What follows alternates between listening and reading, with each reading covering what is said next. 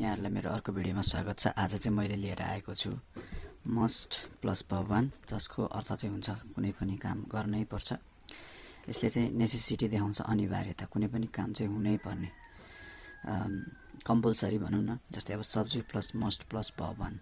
अब एउटा कुरा तपाईहरुले के बुझ्नु पर्यो भने यदि मस्टमा चाहिँ हामीले भगवान जोड्ने बित्तिकै कुनै पनि काम गर्नै पर्छ, त्यो चाहिँ के भन्छ भन्दाखेरि चाहिँ अनिवार्य, त्यसमा चाहिँ चोइस हुँदैन, त्यो चाहिँ गर्नै पर्ने भन्ने खालको देखाउँछ। जस्तै यदि मस्ट भनेको अब मस्टमा अब हामीले के जोड्यौं त, भर्ब इट जोड्यौं। अब इट भने त खानु, अब मस्ट इट हुने बित्तिकै खानै पर्छ भयो।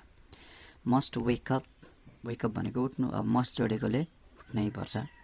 मस्ट गो, अब मस्ट गोमा चाहिँ मस्ट जोडेकोले गो भनेको जानु थियो, मस्ट गो भनेको चाहिँ जानै पर्छ।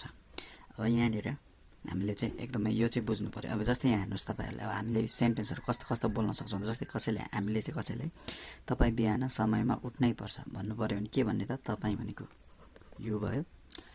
अनि अब उठ्नै पर्छ भन्नु पर्यो नि त पहिला। जस्तै नेपालीबाट इंग्लिशमा सेन्टेन्स ट्रान्सलेट गर्ने बेला चाहिँ जहिले पनि सब्जेक्ट चाहिँ सुरुमै राख्ने, त्यसपछि लास्टबाट ब्याक आउने गरिन्छ।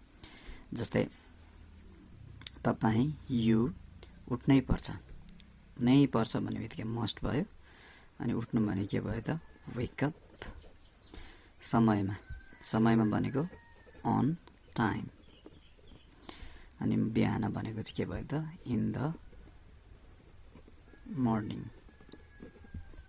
त्यसरी नै अर्को हेर्नुस्, मैले तपाईलाई भोलि भेट्नै पर्छ, यहाँ पनि नै पर्छ भयो, गर्नै पर्ने, एकदम नेसेसिटी, अनिवार्यता भनेपछि आई भेट्नै पर्छ भनेको मस्ट लगाउने, के माने भेट्नु, मिट। आई मस्ट मिट तपाईलाई भनेको यु भोलि, टुमोरो।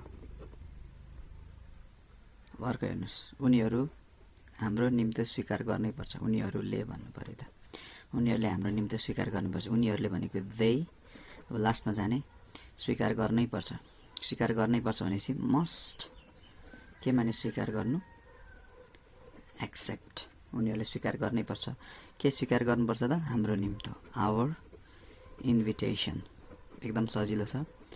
तपाईहरुले कुनै पनि काम गर्नै पर्छ भनेर एकदम कम्पलसरी जनाउँदाखेरि तपाईहरुले कम्पलसरी भन्नु पर्यो भने चाहिँ मस्ट प्लस भवन लाउनु पर्ला। जस्तै अझै म तपाईलाई एक दुईवटा लेखिदिन्छु। मस्ट स्पिक भने, सरी, मस्ट प्लस स्पिक हुने बित्तिकै के भयो, बोल्नै पर्छ हैन।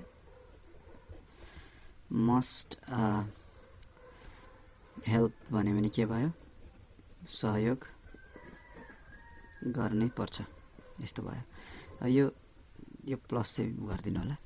अब यहाँनिर जस्तै अब तपाईहरुले यो दुईटा सेन्टेन्स पनि प्र्याक्टिस गर्न सक्नुहुन्छ आफैले। अब यहाँनिर हेर्नुस्, मस्टले चाहिँ के गर्छ त, हामीले हिजो किनभने सुड पनि पढेको थियौं, त्यो सुडले चाहिँ कुनै पनि काम गर्नुपर्छ, एउटा एडभाइस, यो चाहिँ तपाईलाई त्यसमा चाहिँ गर्नै पर्छ भन्ने चाहिँ भएन, तपाईलाई एउटा सुझाव भयो भने मस्टले चाहिँ गर्नै पर्छ, नेसेसिटी, अनिवार्यता, यो भन्दा अरु अप्सनै छैन भन्ने हुन्छ। हस्, धन्यवाद।